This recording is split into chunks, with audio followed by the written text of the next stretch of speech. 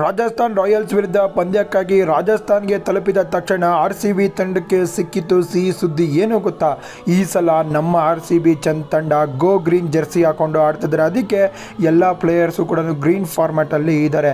RCB ತಂಡ ಡೆಲ್ಲಿ ವಿರುದ್ಧ ಸೋತ ನಂತರ ಚಿನ್ನಸ್ವಾಮಿ ಸ್ಟೇಡಿಯಮಲ್ಲಿ ಈಗ ರಾಜಸ್ಥಾನ್ ರಾಯಲ್ಸ್ ತಂಡವನ್ನು ಎದುರಿಸಲು ರಾಜಸ್ಥಾನ್ಗೆ ತಲುಪಿದ್ದಾರೆ. ವಿರಾಟ್ ಕೊಹ್ಲಿ ಅಂತೂ ಫುಲ್ಲು ಗರಂ ರಿಯಾಕ್ಷನ್ನಲ್ಲಿದ್ದಾರೆ ಅಂತ ಹೇಳ್ಬೋದು.